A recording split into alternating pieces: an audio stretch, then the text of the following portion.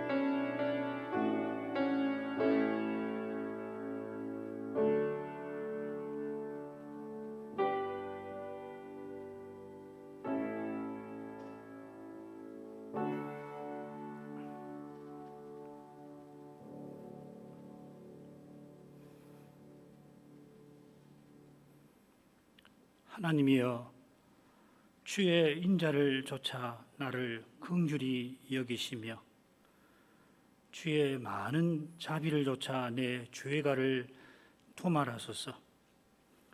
나의 죄악을 말갛게 씻기시며 나의 죄를 깨끗이 제하소서. 대전하는 내 죄가를 아오니 내 죄가 항상 내 앞에 있나이다. 내가 주께만 범죄하여 주의 목전에 악을 행하였사오니 주께서 말씀하실 때 의로우시다 하고 판단하실 때 순전하시다 하리이다. 내가 죄악 중에 출생하였으며 모친이 죄 중에 나를 잉태하였나이다.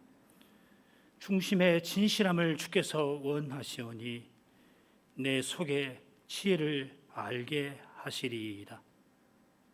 아멘. 하늘에 계신 우리 아버지, 이름이 거룩히 여김을 받으시오며 나라의 임하옵시며 뜻이 하늘에서 이룬 것 같이 땅에서도 이루어지이다. 오늘날 우리에게 일용할 양식을 주옵시고 우리가 우리에게 죄 지은 자를 사하여 준 것 같이 우리 죄를 사하여 주옵시고 우리를 시험에 들지 말게 하옵시며 다만 악에서 구하옵소서. 대개 나라와 권세와 영광이 아버지께 영원히 있사옵나이다. 아멘.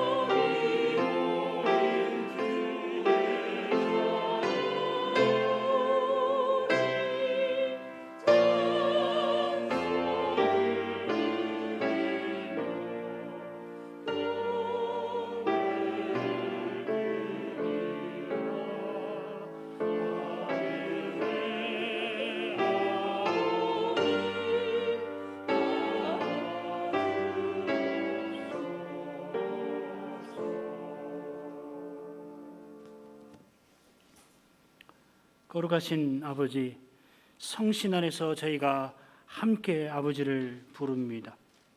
비록 한 공간에 함께하지 못하지만은 심지어 같은 시간에도 함께 아니하지만은 이날에 온 세상에 흩어져 있는 수많은 참된 교회와 신자가 성신 안에서 함께 아버지께로 나오게 하십니다. 영원한 대지상의 그 기도에 감사하여 그 모든 참된 기도가 아버지께로 올라가는 그 장엄한 광경을 생각하게 하십니다. 장차는 그 광경을 이 두 눈으로 똑똑히 보게 하실 터이냐. 그러나 볼지라도 실로 놀라운 광경이라 믿습니다. 모든 신자가 각각 그리스도처럼 변화하여서 함께 그리스도를 드러낼 것입니다. 그처럼 하나님의 영광이 영원토록 빛날 줄 믿습니다. 그 영원의 순간을 향하여 이날도 이처럼 날이 밝았습니다. 지상의 모든 순간이 그날을 향하여 나아가는 줄 압니다. 그리스도께서 이 하루에도 아버지의 뜻을 신실히 이루시는 까닭입니다. 주님의 몸인 교회를 주님께로 자라가게 하시는 까닭입니다.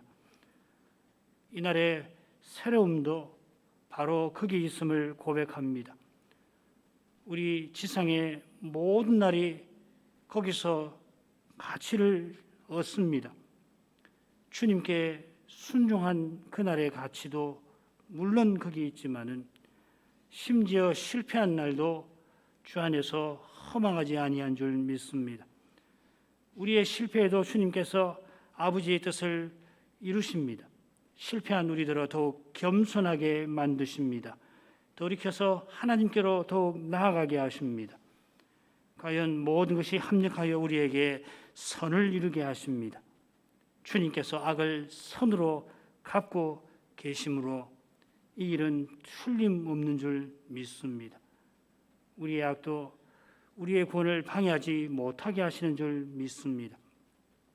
주님께서 악이 전혀 없는 죄도 죽음도 병드는 것도 눈물도 괴로움도 하나 없는 그런 세상을 그런 나라를 세우려고 이 세상에 오셨고 이처럼 특별히 십자가로 악을 선으로 갚으셨습니다.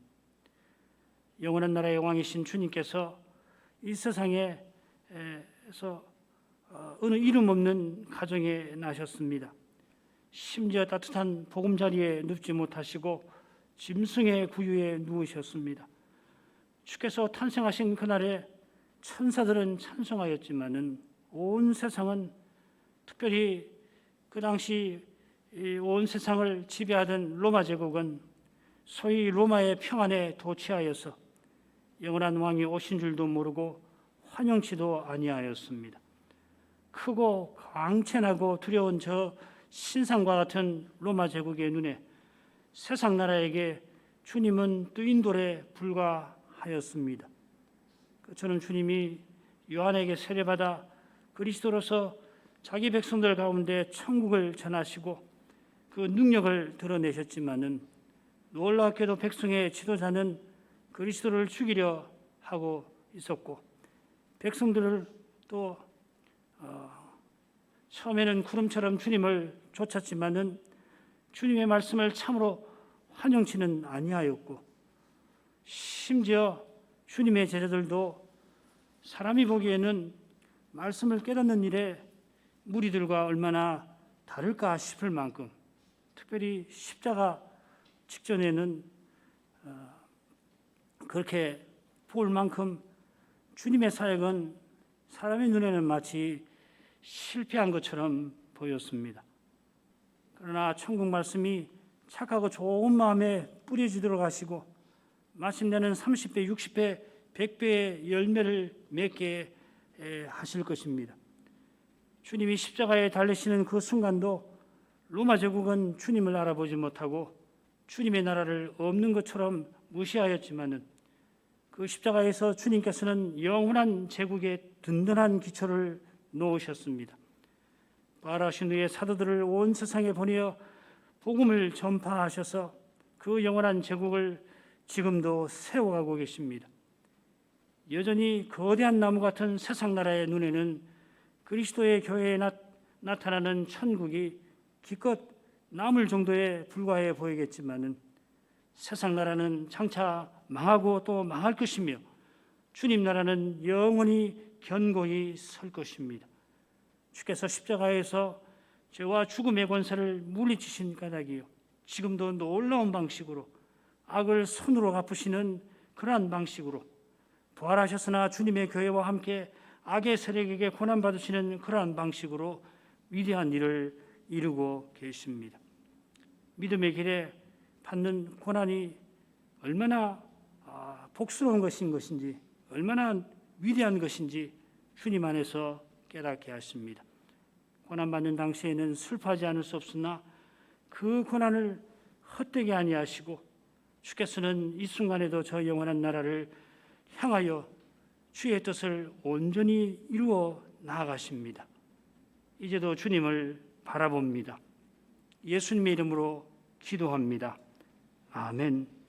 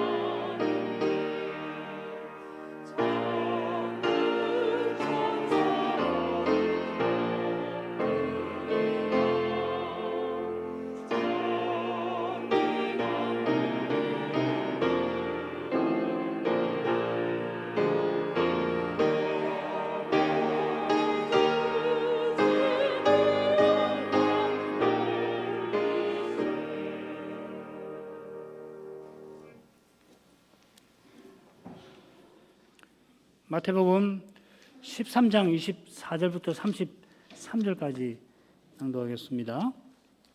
마태복음 13장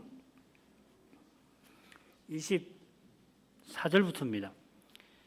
예수께서 그들 앞에 또 비유를 베풀어 가라사대, 천국은 좋은 씨를 제 밭에 뿌린 사람과 같으니 사람이 잘 때에 그 원수가 와서 곡식 가운데 가라지를 덧뿌리고 갔더니 싹이 나고 결실할 때에 가라지도 보이거늘 집주인의 종들이 와서 말하되, 주여 밭에 좋은 씨를 심지 아니하였나이까? 그러면 가라지가 어디서 생겼나이까? 주인이 가로되, 원수가 이렇게 하였구나. 종들이 말하되, 그러면 우리가 가서 이것을 뽑기를 원하시나이까? 주인이 가로되, 가만두어라. 가라지를 뽑다가 곡식까지 뽑을까 염려하노라. 둘 다 추수 때까지 함께 자라게 두어라. 추수 때에 내가 추수꾼들에게 말하기를, 가라지는 먼저 거두어 불사르게 단으로 묶고 곡식은 모아 내 곡간에 넣으라 하리라. 또 비유를 베풀어 가라사대, 천국은 마치 사람이 자기 밭에 갖다 심은 겨자씨 하나 같으니 이는 모든 씨보다 작은 것이로되 자란 후에는 나물보다 커서 나무가 되며 공중의 새들이 와서 그 가지에 깃들이느니라. 또 비유로 말씀하시되 천국은 마치 여자가 가루 서말 속에 갖다 넣어 전부 부풀게 한 누룩과 같으니라. 거기까지입니다.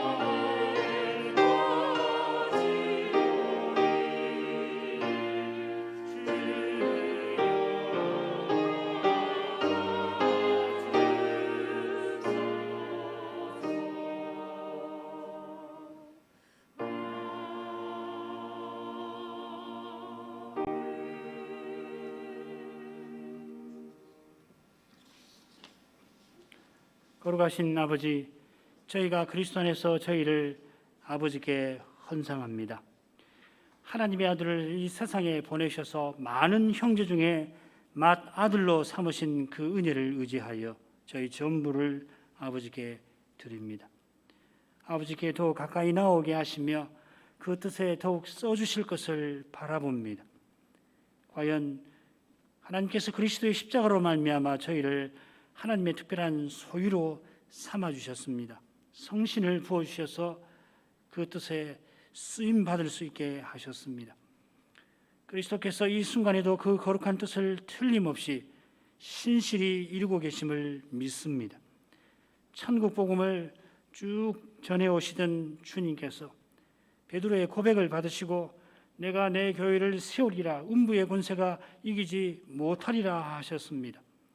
천국 복음을 소수의 제자들만 환영하고 나머지는 주님을 바로 알지 못하였지만은 게다가 백성의 지도자들은 주님을 죽이려 하였지만은 주님께서는 그러한 고난을 통하여서 전파하신 천국을 굳건히 세우며 나아가셨습니다.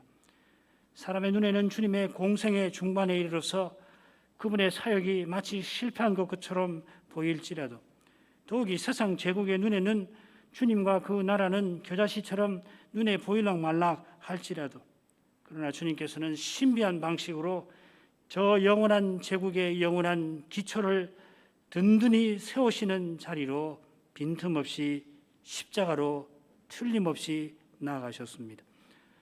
그처럼 저희 눈앞에 펼쳐진 현실이 주님의 말씀과 어긋나 보일지라도 낙심치 말고 그 말씀을 여전히 붙들고 나아갈 때 비록 연약한 인생이라 그러한 현실에서 큰 어려움을 겪어야 하지만은 그 겪는 어려움이 주님의 약속에 결코 방해되지 아니할 뿐만 아니라 믿음으로 받는 그 고난이 주님의 손에서 영원한 나라에 이르는 그 일에 귀히 쓰임 받게 하실 것입니다. 당장에는 어디로 가야 할까? 무엇을 해야 할 것인가? 잘 알지 못하여서 마음은 심히 괴롭고 또한 낙담되지만은 주님께서 그때마다 말씀으로 위로와 격려되어 주시고 이미 우리와 함께 하시며 친히 그 길을 보이고 이끌고 계심을 보게 하실 것입니다. 이러한 믿음으로 이 시대를 살아가게 하시옵소서. 예수님 이름으로 기도합니다. 아멘.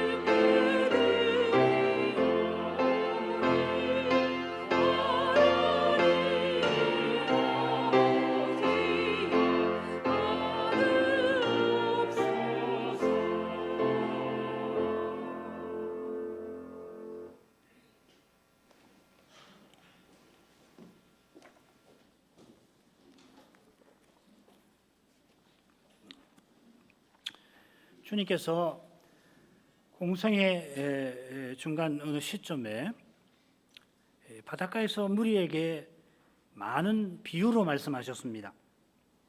그때 주님께서는 특이하게도 비유로만 말씀하셨습니다. 비유로 말씀하신 그 목적이 이스라엘들어 보아도 보지 못하며 들어도 듣지 못하며 깨닫지 못함이라 하셨는데, 이 말씀만 보면은 앞으로는 이제 무리에게는 비유로만 말씀하실 것인가 그런 생각이 들 수도 있습니다. 그건 아니에요. 가령 지금 13장인데 14장으로 가면은 오병이어의 표적의 기록이 마태복음에 되어 있죠. 이 표적에 이어서 주님께서는 가버나움 회당에서 영생에 이르는 양식, 곧 영원한 생명이신 주님에 관하여 무리에게 길게 교훈하십니다. 그 요한복음에 나오는 말씀이죠. 7장에도, 요한복음 7장에도, 또 8장에도, 그리고 또 10장에도 계속해서 주님은 천국 복음을 전하시는 겁니다. 자, 이런 것을 보면은 주님께서 공생의 중간에 잠시 무리에게 비유로만 말씀을 많이 하신 것입니다. 비유로만 말씀하신 뜻이 이 첫째 비유, 씨 뿌리는 자의 비유에 담겨 있는 것을 우리가 지난 시간에 확인을 했습니다. 이 비유는 주님께서 지금까지 천국 복음을 전하셨는데 거기에 대한 이미 보인 반응들과 그리고 이어질 결과가 무엇인지를 교훈하는 것입니다. 바리새인들과 무리와 제자들이 천국 말씀을 주님께 들었는데 그 결과 무리는 주님을 떠날 것이고 바리새인들은 주님을 죽일 것이지만은 제자들은 장차 많은 열매를 맺게 될 것입니다. 주님은 천국 말씀을 전하신 그 일로 이스라엘이 메시아를 죽이리라 하는 저 두려운 예언을 이루시는데, 그러나 동시에 그로 말미암아서 창세로부터 감추인 것을 드러내십니다. 창세로부터 감추어있던 그 교훈이 무엇인가? 그 교훈이 바로 오늘 낭독한 이 알곡과 가라지 비유에 담겨 있습니다. 이 비유의 해설이 방금 인용한 35절 창세로부터 감추인 것을 나타내신다, 그 말씀에 이어서 36절부터 43절까지에 나올 것입니다. 이 가라지 비유의 그 해설은, 담긴 교훈은 우리가 아마 다음 시간이나 그 후로나 거기서 자세히 살피는 것이 좋을 듯 싶습니다. 다만 이 비유에 나오는 몇 가지 이 특징들만 간단하게 먼저 생각하고 오늘은 겨자씨 비유를 주로 생각을 해보십시다. 마태복음 13장 24절부터 30절까지를 다시 읽습니다. 예수께서 그들 앞에 또 비유를 베풀어 가라사대 천국은 좋은 씨를 제 밭에 뿌린 사람과 같으니 사람들이 잘 때에 그 원수가 와서 곡식 가운데 가라지를 덧뿌리고 갔더니 싹이 나고 결실할 때에 가라지도 보이거늘 집주인의 종들이 와서 말하되 주여 밭에 좋은 씨를 심지 아니하였나이까. 그러면 가라지는 어디서 생겼나이까. 주인이 가로되 원수가 이렇게 하였구나. 종들이 말하되 그러면 우리가 가서 이것을 뽑기를 원하시나이까. 주인이 가로되 가만 두어라. 가라지를 뽑다가 곡식까지 뽑을까 염려하노라. 둘 다 추수 때까지 함께 자라게 두어라. 추수 때에 내가 추수꾼들에게 말하기를 가라지는 먼저 거두어 불사르게 단으로 묶고 곡식은 모아 내 곡간에 넣으라 하리라. 먼저 주님께서 그들 앞에 이 비유를 베푸셨다 했는데 그들이 누굴까요? 바로 앞에 우리 지난 시간 보면은 제자들에게 씨 뿌린 자의 비유를 설명해 주셨으니까 지금 그들은 제자들이구나 그렇게 생각하실 만합니다. 그런데 34절에 보시면은 예수님이 이 모든 것을 무리에게 말씀하셨다. 가라지, 겨자씨 그리고 누룩 비유 무리에게 말씀하셨다 이렇게 되어 있으니까 24절에 그들은 무리라고 보는 것이 자연스럽습니다. 그 무리 가운데 제자들도 물론 있지요. 자, 그렇다면은 주님께서 제자들에게 씨 뿌리는 자의 비유를 해설하신 것은 지금 무리들에게 비유로만 말씀하시는 그 중간에 별도로 잠시 마가복음 4장에 보면은 잠시 쉬실 때에 제자들에게 이 해설을 베풀어 주셨다. 그렇게 보는 것이 좋습니다. 가라지 비유도 씨 뿌리는 자의 비유처럼 씨를 제 밭에 뿌린 이야기입니다만은 씨 뿌리는 자 비유에서 씨가 여러 종류의 땅에 뿌려진 것과는 달리 여기서는 농부가 어떤 사람이 좋은 씨를 제 밭에 뿌렸다 이렇게 했습니다. 좋은 씨를 몇 개나 뿌렸는지 한국말로는 잘 구분이 안 되시죠. 원문에는 하나 뿌렸다 이렇게 되어 있습니다. 그처럼 씨 뿌리는 자의 비유도 씨가 열매 맺는 것을 다룹니다만은 여기서는 그것도 물론 중요하긴 하지만은 추수를 해서 이 씨를 거두는 것을 막 중요하게 다룬다는 것을 알 수가 있죠. 아울러서 씨 뿌리는 자의 비유에서는 씨가 열매 맺지 못하는 새 경우를 다루지만은 여기서는 씨가 열매 맺게 되는 그 과정에 가라지가 함께 자란다 하는 그 사실이 중요합니다. 이미 알고 계시지만 여기서 씨는 천국 말씀이 아니라 천국의 아들들입니다. 그러니까 전혀 무관하지는 않은데 이 말씀하고 그리스도하고 말씀하고 교회하고 이 관계가 서로 무관하지는 않지만 그래서 좀 구분은 되죠, 그죠? 그게 무슨 말씀이냐면은 이 천국 말씀을 전하고 받는다는 것이 이게 대체 뭔가 그리스도와 우리에게 있어서 이 그리스도의 몸인 우리가 이 교회에서 천국 말씀을 전하고 받는 것이 대체 무엇인가? 그게 하나님 나라하고 무슨 관계가 있는가? 이 점을 생각하시는 게 좋습니다. 아무튼지 씨 뿌린 자에 비해서는 천국 말씀을 뿌리는 거, 여기서는 천국의 아들들을 뿌리는데 그게 무관하지는 않죠, 그렇죠? 나중에 기회가 있으면 비유 전체를 놓고서 생각을 해볼 만할 겁니다. 이 가라지 비유가 이어 나오는 이 두 비유, 이 겨자씨와 누룩 비유와 함께 기록되어 있습니다. 마태복음에는 8개의 비유가 있는데 셋은 셋씩 둘 묶음으로 나오는데 지금 첫 묶음이죠. 셋이 함께 나오는 묶음, 가라지 그리고 겨자씨, 누룩이 여기 나오고 뒤에 보면은 또 뭐가 나오냐면은 이 밭에 감추인 보화, 극상품, 진주 그리고 그물 비유가 또 셋이 묶어 나와요, 그죠? 세 비유가 과연 비슷한 주제를 다룹니다. 씨가 자라서 열매 맺게 되는 과정, 그 열매를 거두는 결말이 이어지는 두 천국 비유에도 비슷한 주제로 나올 겁니다. 겨자씨 비유는 이 점에서 가라지 비유와 아주 비슷하기도 합니다. 씨 뿌린 자 비유도 비슷해요, 사실은. 겨자씨를 뿌렸는데 자라서 나무가 되고 새가 깃들입니다. 누룩 비유는 얼른 읽으면 조금 다른 것 같아 생각 들 수 있지만 역시 작은 누룩이 곡식 가루 서말에, 가루가 곡식이죠, 그죠? 곡식 가루 서말을 마침내 전부 부풀게 합니다.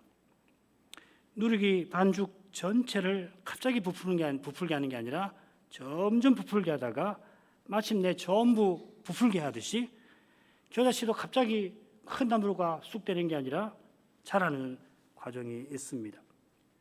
그처럼 가라지 비유, 실은 이 알곡과 가라지 비유, 차라리 알곡 비유라고 하는 것이 더 나을지 모릅니다. 그러나 알곡과 가라지 비유라고 하는 것이 더 나을 텐데, 이 알곡과 가라지 비유도 알곡을 주인의 곡간에 넣기까지 씨가 자라는 과정이 있습니다. 그 과정에 장애와 위험이 있는데 마침내는 추수가 있을 겁니다.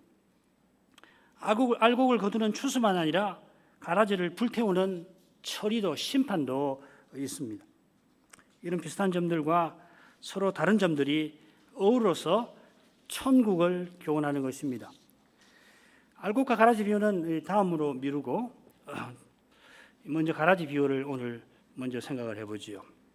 겨자씨 비유를 31, 32절을 다시 읽겠습니다. 또 비유를 베풀어 가라사대 천국은 마치 사람이 제 밭에 갖다 심은 겨자씨 한 알과 같으니 이는 모든 씨보다 작은 것이로되 자란 후에는 나물보다 커서 나무가 되매 공중의 새들이 와서 그 가지에 깃들이느니라.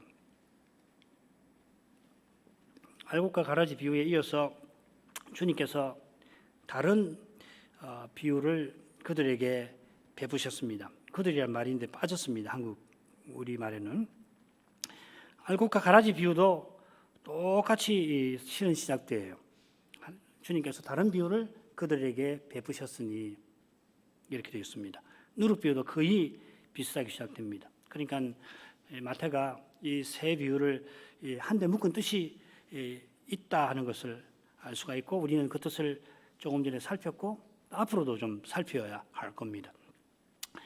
세 비유는 다른 세 비유, 그러니까 다른 세 비유라는 것은 밭에 감추인 보화, 극상품 진주 그리고 그물 비유입니다. 마찬가지로 천국은 마치 무엇과 같아 이렇게 시작됩니다. 천국은 어떤 사람이 자기 밭에 갖다 심은 겨자씨 한 알과 같습니다. 씨 뿌린 자의 비유나 알곡과 가라지 비유와 비슷하면서도 조금 다르지요. 씨 뿌린 자 비유에서 씨는 무슨 씨인지를 언급하지 않는데 여기서는 겨자씨라고 되어 있습니다. 왜 겨자씨인가? 32절에 이유가 나오죠. 그처럼 겨자씨 하나를 뿌렸습니다. 알곡 비유에서 뿌린 씨는 우리말에는 식비는 안 됩니다만 밀알입니다. 씨토스라는 말을 썼습니다. 알곡 비유는 씨도 중요하지만은 씨를 뿌리는 농부가 중요합니다. 천국은 좋은 씨를 제 밭에 뿌린 사람과 같으니 그 비유에서는 특별히 농부의 관점이 중요합니다. 세 비유 모두 씨 뿌리는 것을 이야기하지만은 뿌린 씨의 종류도 다르고 씨를 뿌리는 일의 성격도 조금씩 다릅니다. 각 비유가 천국의 이면 저면을 교훈하는 거죠. 그러면서도 이 공통점은 농사라고 하는 점에서 서로 연결이 됩니다. 이것은 언약의 나라를 농부가 자기 밭에 포도나무를 심는 것에 비유한 그 말씀, 이사야 5장의 말씀이죠. 그런 말씀이든지 또 다니엘 4장에 보면은 이 바벨로니아 제국을 거대한 나무에 비기는 그런 이상, 이런 것이 지금 겨자씨 이 비유를 이해하는 배경이 되는 겁니다. 그러니까 무슨 말이냐면은 이 말씀을 듣는 무리들은 이 구약의 이런 배경이 마음에 딱 있는 거예요. 나무 할 때 그냥 나무인가 보다 하는 게 아니라 이 제국에 관한 이야기고 나라에 관한 이야기구나 하는 것을 금방 알아챌 수가 있다는 겁니다. 농부가 심은 겨자씨는 모든 씨보다 작은 것이라 하였습니다. 이 기록을 보면은 이 자료를 보면은 한 700개 넘는 겨자씨가 겨우 1g이 된다고 하니까 그러면은 겨자씨 하나는 700분의 1g 정도 되는 것이죠. 아주 작습니다. 물론 엄밀한 의미에서 온 세상의 씨들을 다 모아가지고서 그 씨 중에 가장 작은 건 물론 아니지만은 주님 시대의 사람들이 가장 작은 씨라고 할 만큼 작습니다. 뭐 이걸 가지고서 이 뭐 사실이 맞니 안 맞니 하는 것은 참 미련한 짓이죠, 그죠? 그러면 그런 사람은 못 삽니다. 연구실에서 혼자 연구하고 말아야지. 이게 사실과 다르니 누가 학자라는 사람이 말한다면 미련한 짓이에요. 주님 시대 사람들은 겨자씨가 제일 작동하는 거예요. 성경에 겨자씨는 5번 정도 나오는데 3번은 세계 공간부 마태, 마가, 누가에서 이 겨자씨 비유에 나오고요. 다른 2번은 너희 믿음이 겨자씨만큼만 있어도 이 산이나 혹은 뽕나무들을 산으로 옮기라 하면 그대로 될 것이라 하는 말씀에 나옵니다. 이 2 경우도 마찬가지로 이 겨자씨라고 하는 것은 가장 작은 것, 지극히 작은 것을 가리킵니다. 가장 작은 이 겨자씨가 자란 후에는 나무가 되는데 그냥 나무가 된다 아니하고 나물보다 크다 한 이유가 있을 겁니다. 이 겨자씨가 자라면 통상 나물에 속합니다. 마가복음 4장에 보면은 4장 12절 같은 데서 보면은 12절 혹은 13절 모든 나물보다 커진다 이렇게 되어 있습니다. 모든 씨 중에 가장 작은 것인데 자라면은 모든 나물보다 커집니다. 자, 그런 점에 붙여서 이 마태복음이나 누가복음에서는 나무가 된다 한 것 같아요. 그래서 어떤 주석가는 이 겨자씨가 본래 나물이 아니라 이 나무에 속하는 그 종류다 그렇게 주장도 합니다만은 공간복음들의 묘사하는 내용을 보면은 본래는 나물에 속하는데 실제로는 자라고 나면은 나무와 다를 바가 없다 하는 겁니다. 공중의 새들이 그 가지에 깃들 정도라 하는 겁니다. 자, 지금까지 살핀 내용들이 이 비유의 교훈을 이끌어내는데 중요할 겁니다. 첫째, 이 비유가 천국에 관한 것입니다. 둘째로 구약 성경에서 언약의 나라나 제국을 나무에 비깁니다. 셋째로 이 겨자씨는 주님 시대 사람들에게 가장 작은 씨입니다. 넷째로 이 겨자씨가 자라는데 나물보다 커지고 마지막으로 마침내 나무가 되어서 새들이 그 가지에 깃듭니다. 자, 이런 내용들을 중요한 내용들을 머리에 놓고서 강서를 들어주십시오. 자, 이런 내용에 비춰보면 먼저 주님은 천국이 사람의 눈에 실로 미미하게 시작되는 것을 경험하십니다. 사람들이 생각하는 그 나라나 특별히 이 제국이라고 하는 관점에서 보면은 뭐 저게 나라인가? 그렇게 할 만큼 미미하다는 겁니다. 무시받기 쉽습니다. 느부갓네살이 꾼 꿈에 보면은 천국이 과연 그러하였습니다. 2장인데요. 그가 대제국의 왕위에 오르고 제2년에 꿈을 꾸게 됩니다. 마음이 번민해서 잠을 이룰 수가 없어요. 그 내용이 뭔지는 분명하게는 모르겠지만은 그래서 꿈의 해석을 원하지만은 제국의 앞날에 중대한 의미를 지니는 것은 확실하였습니다. 게다가 아주 불길한 느낌이 꿈꾼 후에 마음에서 떠나지를 않습니다. 느부갓네살이 제국의 박사, 술객, 점쟁이, 술사들 꿈을 푸는 그래서 제국의 앞날을 점치는 자들을 싹 불러 모아다가 내가 꾼 꿈과 그 해석을 말하라고 명령합니다. 갈대아 술사들이 특별히 그들을 대표하는 이 바빌로니아의 핵심이 갈대아 아닙니까? 갈대아 술사들이 뭐라고 그러냐면 왕께서 꿈을 말씀해 주셔야 저희가 그 해석을 고해드릴 수가 있겠습니다 합니다. 뭐 합당한 요청이죠.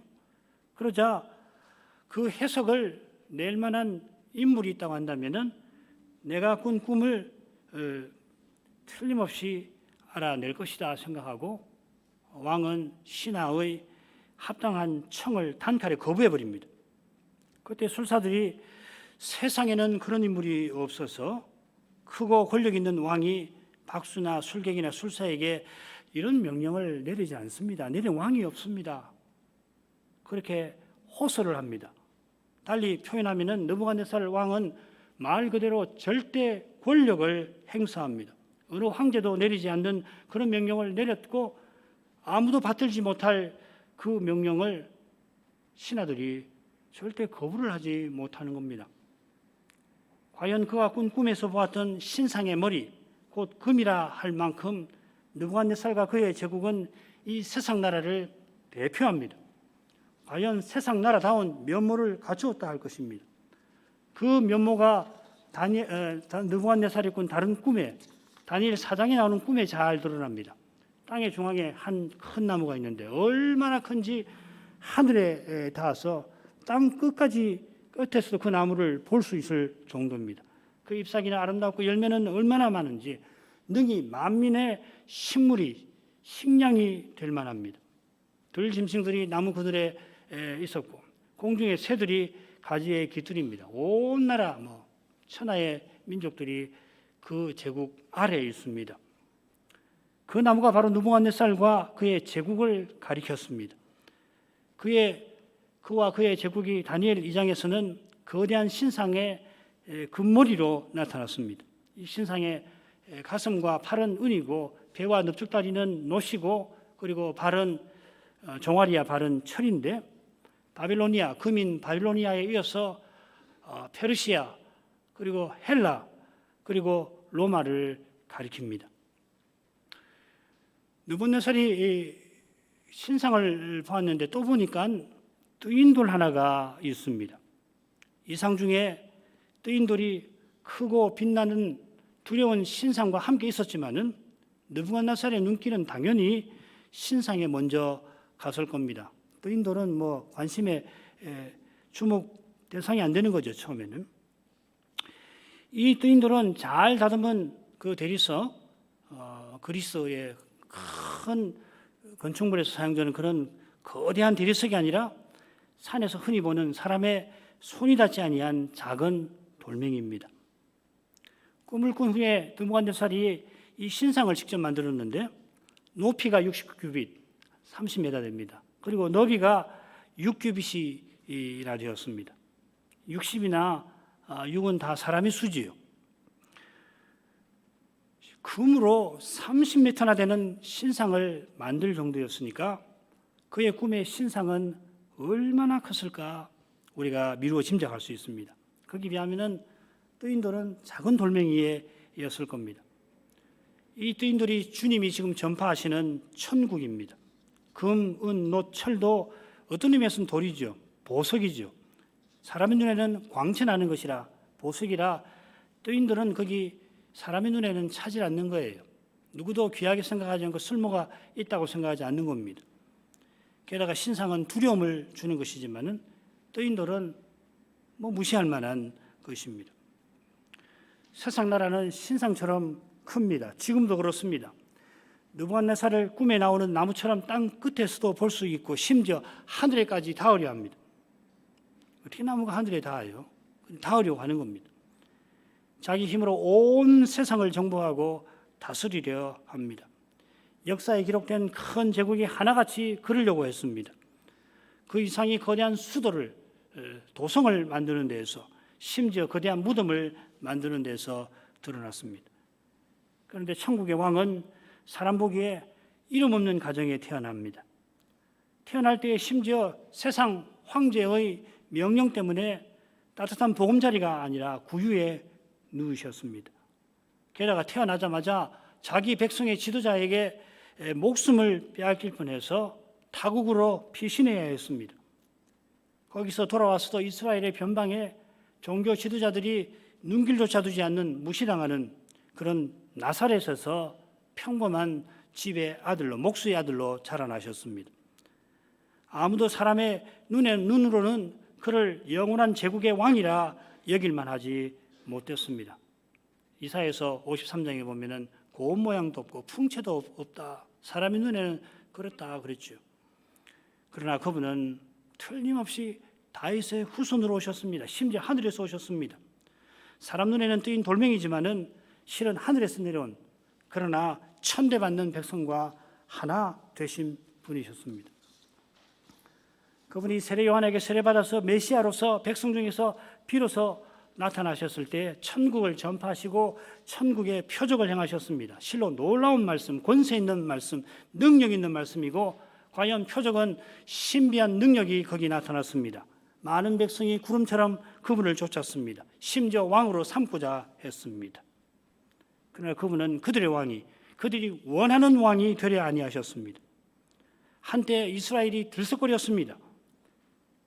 로마 제국이 이런 정보를 몰랐을 리 없지만은 그래 봐야 거대한 제국에서 늘상 일어나는 이곳 저곳에서 매년 일어나는 동료 가운데, 작은 동료 가운데 하나에 불과합니다. 게다가 이 예수라는 분은 초종자를 모아서 폭동을 일으키지는 않습니다. 그분은 다투지도 않고 들리지도 아니하십니다. 그분의 나라는 칼과 창으로 세우는 세상 나라와 달라서 그렇습니다. 아무 죄 없이 억울하게 체포당하시던 그때에 제자 하나가, 베드로가 칼로 대지상 종 말고의 귀를 쳤었는데 그분은 그 귀를 고쳐주시면서 베드로더러 칼을 집에 꽂아 넣어라 하시면서 선선히 잡히셨습니다. 이렇게 해가지고서 말씀이 이루어지겠느냐.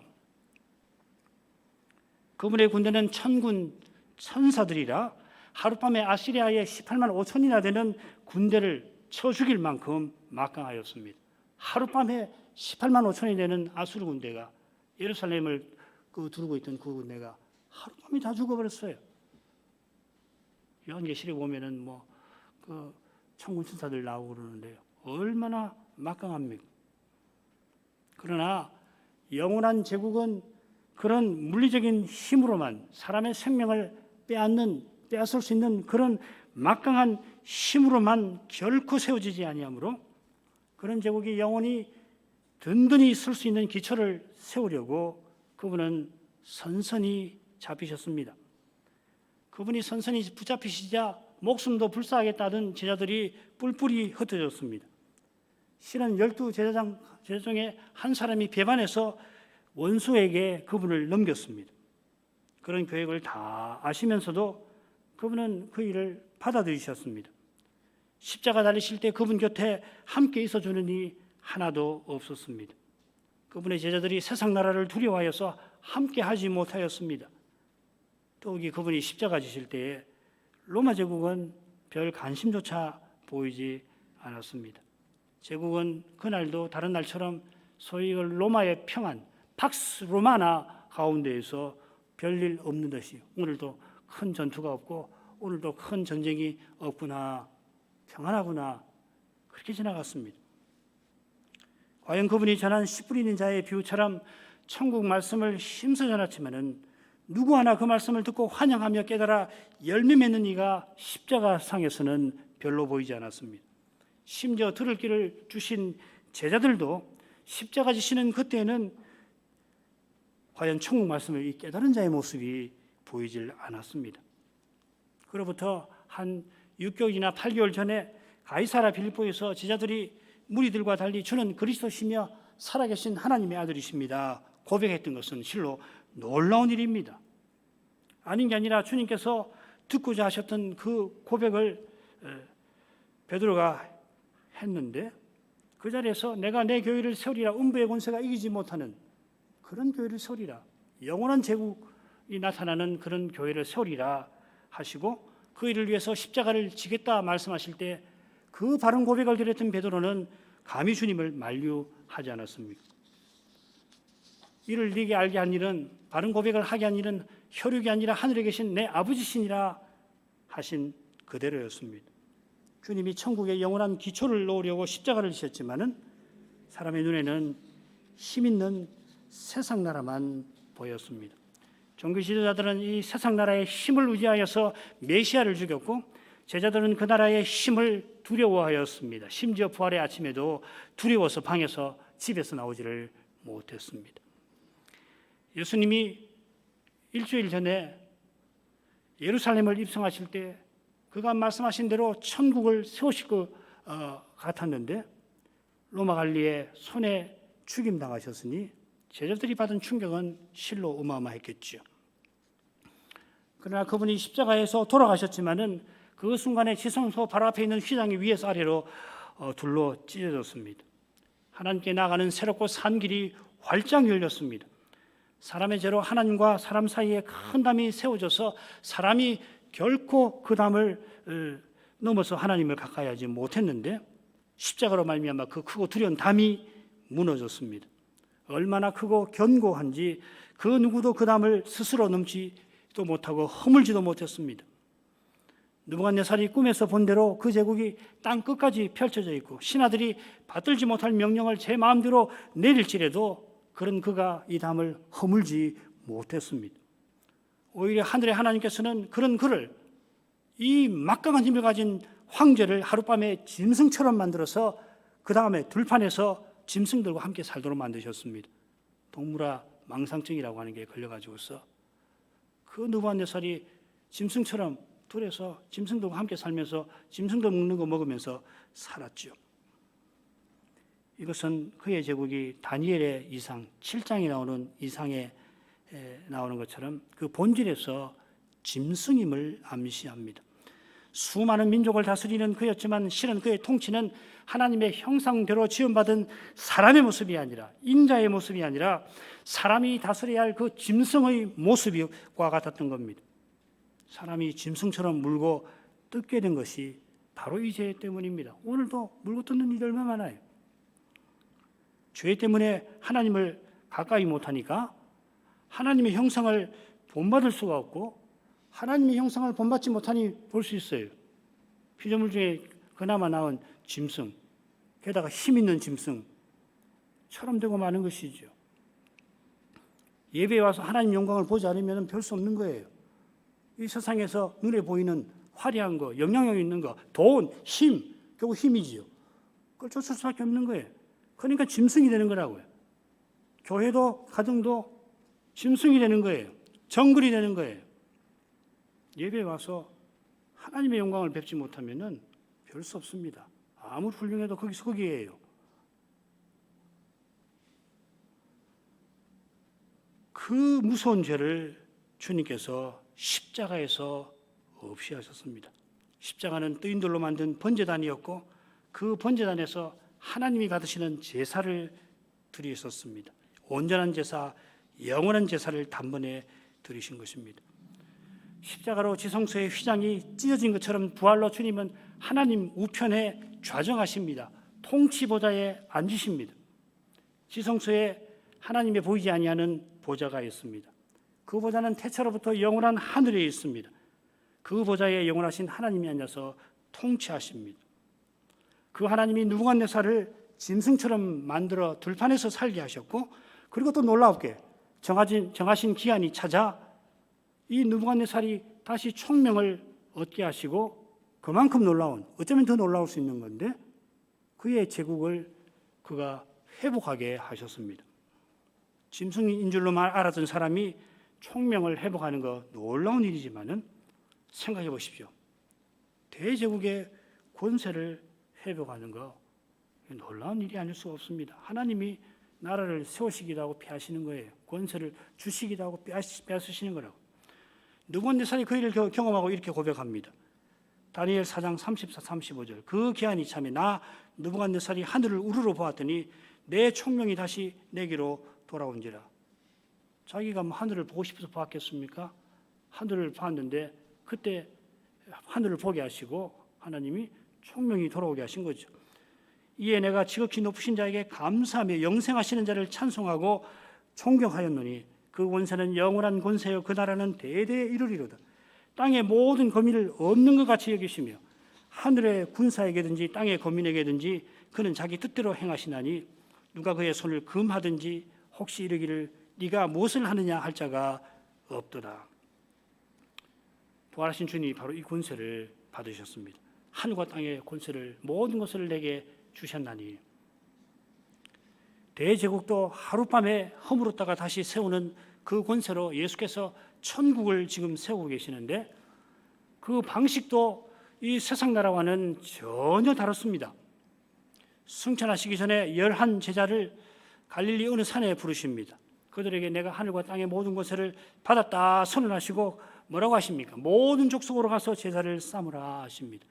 승천하기 직전에는 성신의 능력을 힘입어서 성신이 곧 너에게 임하실 터이니 너희가 권능을 받아서 땅끝까지 이르러 내 증인이 되리라. 그들이 성신의 능력으로 그리스도를 온 세상에 전파하라 하십니다. 그러면은 온 세상에 가서 그리스도를 전파하면은 40일 동안 그들에게 부활하신 후에 40일 동안 그들에게 가르쳤던 하나님 나라가 어떻게 이루어져 가는지를 알게 하겠다 하신 것입니다. 제자들이 그리스도와 하나님 나라를 온 세상에 가서 전파한 결과가 무엇인지 여러분 잘 아십니다. 그리스도의 교회가 세워졌습니다. 주님께서 성신과 말씀으로 그리스도의 교회를 세우시는데 바울 사도는 이것을 그리스도의 몸이라고 부릅니다. 다음 시간 누룩교에서 이 점을 좀 더 생각할 겁니다.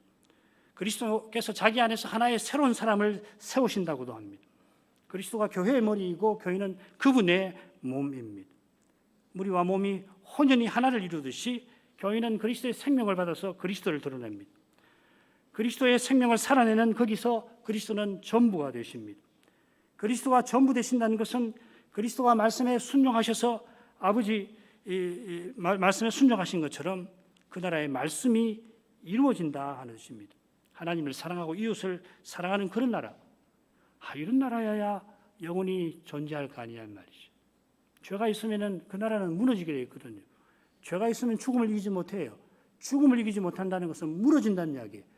음부의 권세가 이기지 못하는 교회를 세우리라 하신 말씀이 그 말이라고요.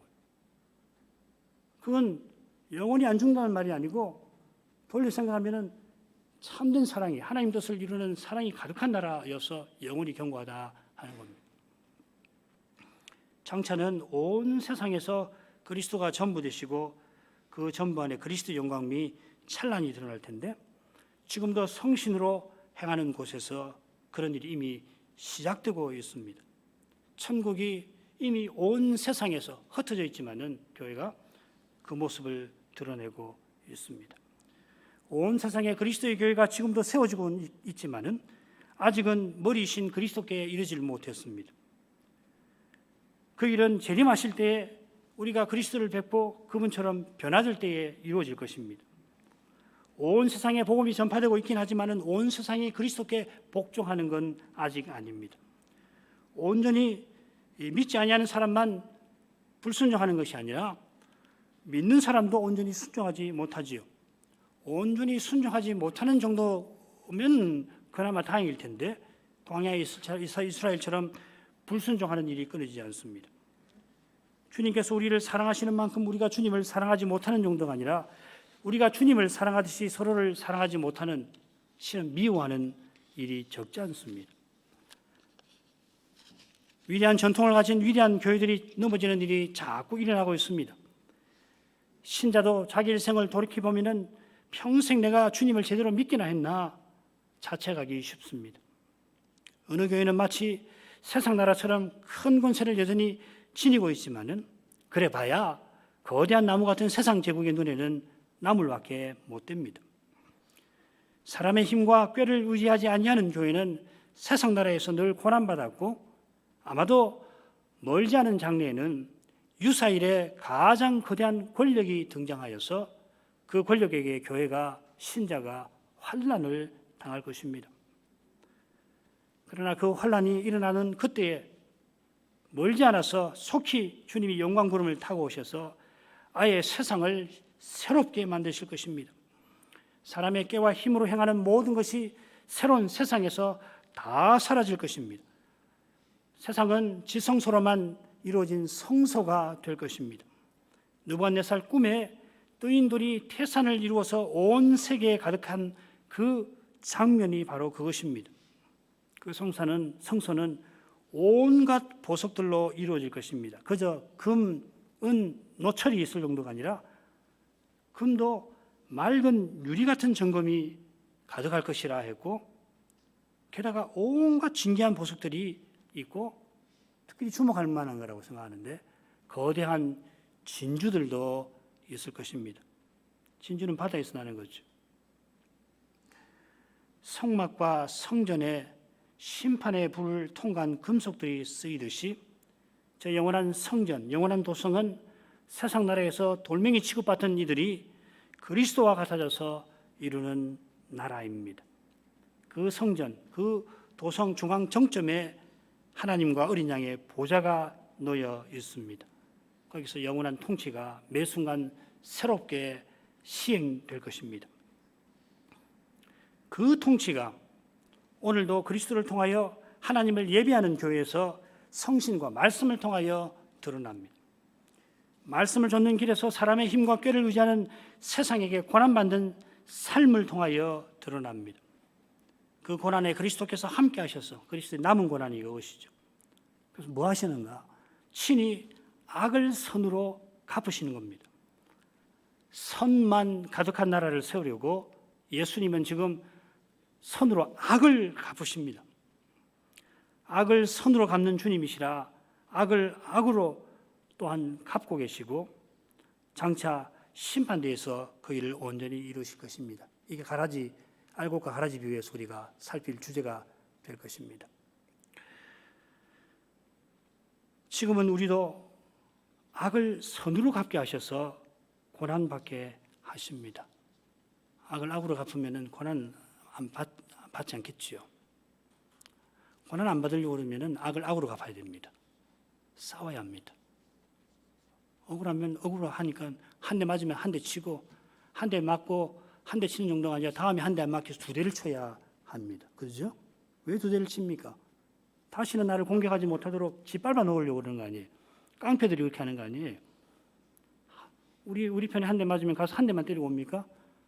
이놈들 다시는 공격 못하도록 아예 이기고 완전히 엉망을 만들어 놓고 나오는 거 아니에요. 그게 악으로 악을 갚을 때 이 세상에서 흔히 일어나는 일입니다. 그래서 악으로 악을 갚지 말라, 보복하지 말라고 하시는 거거든. 그렇지 않고 선으로 악을 갚으라. 선으로 악을 갚으려고 하면 어떻게 해요? 고난을 받는 수밖에 없어요. 얼마나 이 세상이 멍청합니까? 그 무시당하는 거죠. 사랑하는데 미움을 받는데 미워하지 않고 축복하니까 이런 호구가 어디 있어요? 세상에서는. 그러나 이게 얼마나 놀라운 일인지를 생각해 보자는 말이에요. 고난 괴롭습니다. 받기 싫습니다. 오해받는 것이 진절머리 납니다. 미움받는 거 죽음 이상입니다. 그런데요, 그게 당하는 것이지요. 그러나 그것이 놀라운 일이에요. 사람은 못하는 거거든. 예수님이 성신으로 함께 하셔서 자기를 드러내시는 거라고요. 왜 이런 방식인가? 왜 이런 방식인가? 그래야 선만 가득한 나라를 세울 수 있어 그런 거라고요.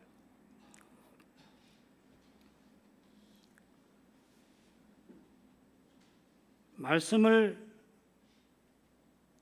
우리가 고난을 받는 만큼 재림은 가까이 옵니다. 이 시간에도 위대한 교회들이 무너지고 있지만은 이름 없는 민족에게 가서 그 민족의 언어를 번역하고 번역된 성경으로 말씀을 전하는 일이 있습니다. 복음이 전파되고 있습니다. 그런데 그 일은 대개 큰 고난 가운데 이루어지죠. 제 후배 가운데도 그런 분이 있어서 소식을 전해오고 하는데 큰 고난이죠. 그러나 그 고난에 이미 우리가 바라는 천국이 나타납니다. 우리가 바라는 천국은 주님이 전부이신 나라입니다. 예수님이 전부예요. 주님을 전부로 삼는 마음에 저 하늘의 평안과 기쁨이 깃듭니다. 온 세상에 이런 평안과 기쁨을 맛보는 교회들이 이 시간 있습니다. 그 교회들이 우리와 함께 주님의 이름을 부르고 있습니다.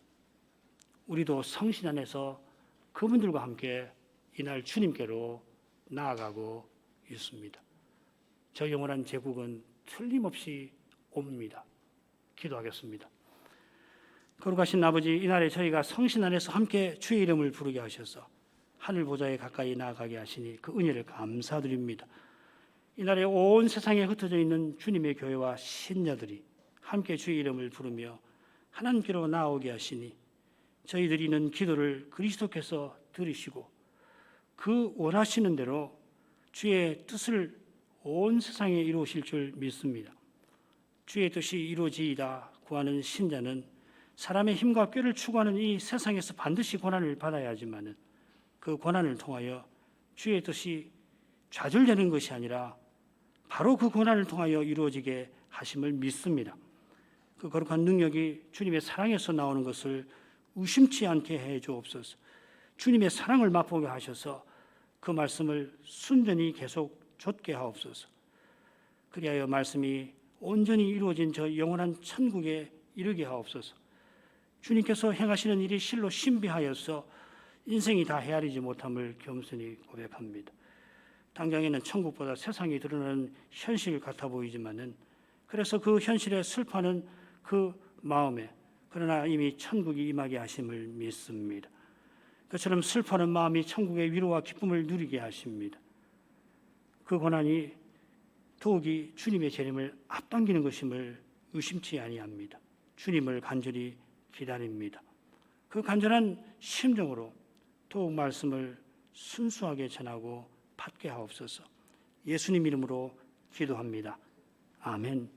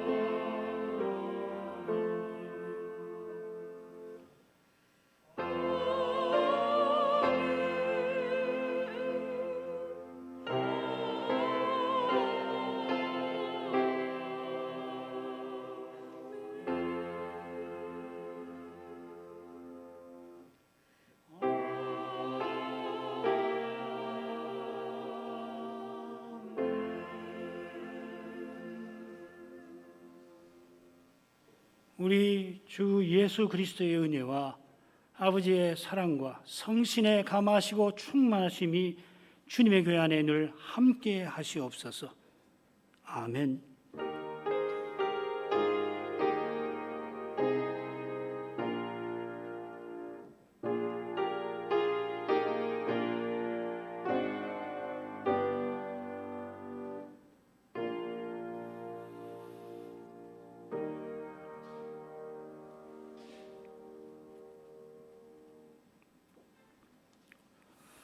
이로써 예배를 마치겠습니다. 이 자리에서 인사드립니다.